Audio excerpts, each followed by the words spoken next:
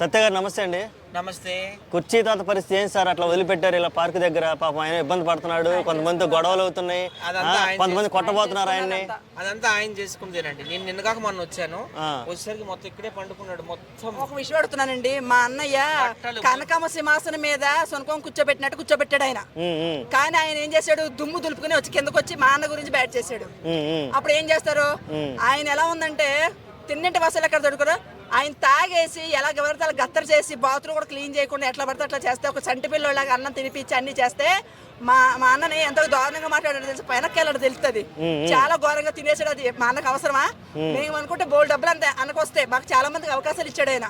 అలాంటి వాడిని ఆయన ఒక రేంజ్ లో తీసుకొచ్చాడంటే మా అన్న అలాంటి వాడు వెళ్ళి ఒకసారి మా అన్న గురించి ఎలా మాట్లాడాడో తెలుసా, ఎంత అసహ్యంగా మాట్లాడాడో తెలుసా.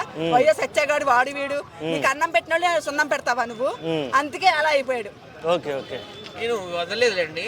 నేను కూడా ఆయన 2 సార్లు లోపల వేయించాను, మీ అందరికీ తెలుసు, మీడియా వాళ్ళందరికీ కూడాను.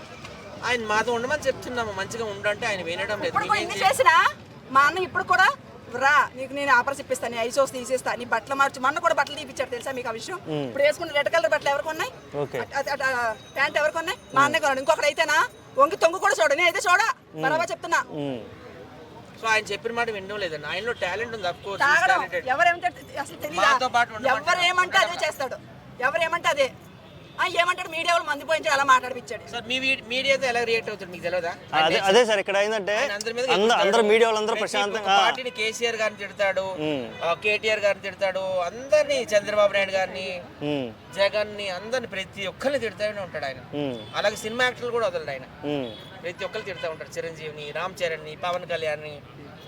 ఇదంతా మీరే కంట్రోల్ చేయాలి మరి, ఎందుకంటే మీ మధ్యన ఉంటాడు కదా ఆయన. అంటే పెద్ద ఆయన మేము కంట్రోల్ చేయాలంటే గబక్కన ఆయన అదేగాక మీడియా ముందుకు వచ్చి ఎట్ట పడితే అట్ట బూతులు తిడుతున్నాడు, నోరు తెరిస్తే బూతులు తిడుతున్నాడు. ఏం చేయలేదు మీరు ఎలా అంటారు మరి, అన్ని చేసి ఎలా పడతారు చెప్పండి పాపం. అదేలే ఆయన కూడా కొంచెం ఎలా పడితే అలా బూతులు, పచ్చి బూతులు, అలా అమ్మనే అయ్యనే అవసరం ఎలా మాట్లాడతాడు తెలుసా. అంటే పెళ్ళం చెల్లి అయిపోతుందా? నా ఉద్దేశం ఏంటంటే అందరూ వైజాగ్ సత్యలాగా మంచిగా ఉండరు, అందరూ మాలాగా మౌనంగా ఉండరు, ఎవరో ఒకరు చేసుకుంటారు ఖచ్చితంగా. నేనే కొట్టేలో ఒకసారి అడగండి, సారి ఆఫ్ చేశాడు మా అన్న, మార్చలేమండి. ఆయన మార్చడం అనేది అసాధ్యం. ఓకే, ఒక విధంగా చెప్పాలంటే కుక్కతోక వంకర, అది తిన్నగా ఎప్పటికి కూడా అవ్వదు. ఓకే, మొన్న నేను వచ్చినప్పుడు పాపం ఇక్కడే పడుకున్నాడు. మొత్తం స్మెల్ ఎట్లా వస్తుందంటే మురికాలు వాసన వస్తుంది. అప్పుడు ఇమీడియట్ గా నేను ఆటో బుక్ చేసి అమీర్పేట వెళ్ళి ఆ బట్టలన్నీ అక్కడే పారించేసి మళ్ళీ కొత్త స్నానం చేయించి కొత్త బట్టలు వేసి తీసుకొచ్చి మళ్ళీ ఇక్కడే వదిలాను.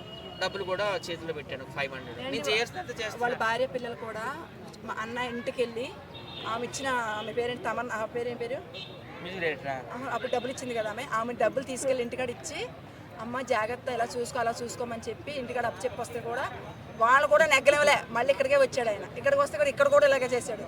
ఆయన ఎవరితో కరెక్ట్గా ఉండడండి. ఆయన 3 కొడుకులు, 1 కూతురు, 1 భార్య ఉన్నారు. ఎవరితో కూడా ఆయన కరెక్ట్గా ఉండడు. అందరూ చేసే కంప్లైంట్ అదే, పచ్చి బూతులు తిడతాడు, తాగుతాడు అంటున్నారు. మరి ఏం చేస్తాం, మరి మనం ప్రయత్నం చేసాము, ప్రయత్నాలు అన్నీ సక్సెస్ అవ్వాలని లేదు కదా. ఆయన అయితే మారడు ఇంకా. ఓకే అండి, okay, thank you so much.